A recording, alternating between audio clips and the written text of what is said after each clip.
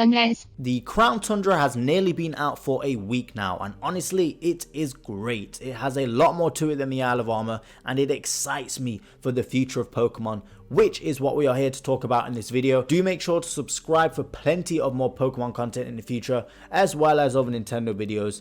And let's talk about SINNOH and the many hints you can find in Sword and Shield relating to the long-awaited Gen 4 remakes. I have made a similar video on this before, but now that the Crown Tundra is out, we can make one big final video on this. And honestly, the Crown Tundra does hint a lot at SINNOH, which is why I wanted to make this sort of update video, I guess you could call it. Anyway, let's get some of the previously mentioned hints out of the way first. I am sure you've seen this one everywhere by this point, and that is the wooden Krogan statue that can be found in Hop's room. This same statue can be found in the Pastoria City Pokemon in the SINNOH games. I won't dwell on this point too much because obviously it's an old one and people have seen this already. But come on, guys, seriously, this is a big hint. Game Freak always tease their future projects in their games. They did it with Let's Go and the Galar maps hidden around Kanto. They did it with the Sun and Moon games where you can see the Gigantamax poster on the wall. You get the point. They do it a lot, and honestly, when the Gen 4 remakes do come out, hopefully people will finally realize this was a huge hint at those projects.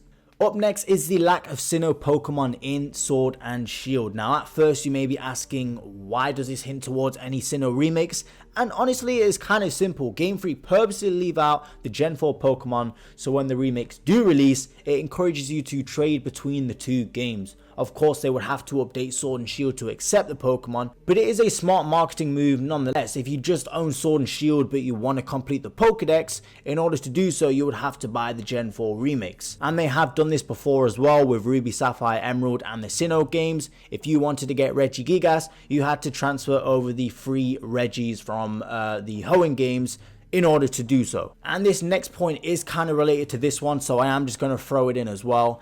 Every single fossil Pokemon is in Sword and Shield from previous gens, apart from the Gen 4 ones. Now it feels really strange that the only ones they did leave out is the Gen 4 fossil Pokemon. Every single other one made it in, apart from Gen 4. It is weird. It might only be a small minor thing, but it could also mean something. And another big hint is the major role the Regis have in the Crown Tundra. Now I know the Regis originated from Hoenn, but one important thing to note is that the Regi temples themselves from SINNOH are very similar to the ones found in Crown Tundra. They're actually basically identical, especially the puzzle method used to actually capture the Regis. And of course there are two new Regis in this DLC, and we know that Regigigas controls them all as he did with the original 3, so it is very possible that these new Regis along with the original trio will play a part in the remakes. And in order to get Regigigas in these remakes, you have to transfer all the 5 Regis from Sword and Shield like you did with previous games.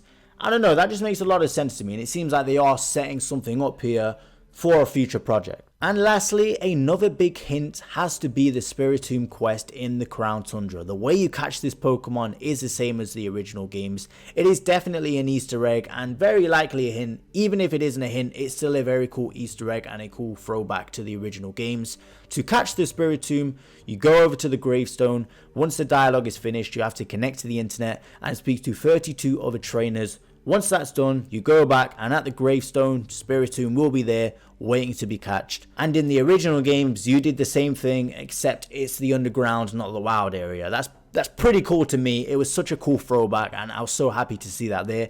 And it does hint towards SINNOH remakes. It honestly does hint towards them. So that was all the hints that I could think of in Sword and Shield and the Crown Tundra. There is obviously the snowy setting, which everyone keeps saying is a hint towards the SINNOH remakes. Honestly, I don't really think it is. We do know the Crown Tundra is based off of Scotland, because obviously Galar is based off the UK. So the Crown Tundra is like the Scotland part.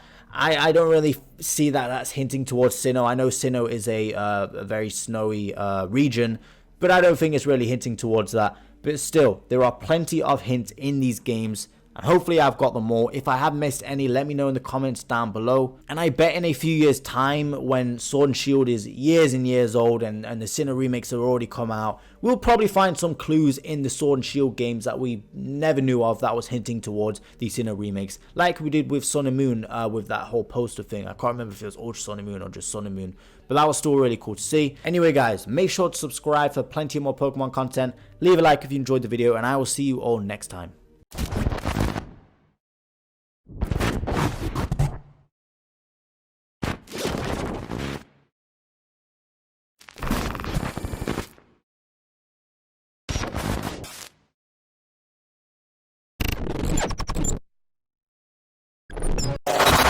Sunrise.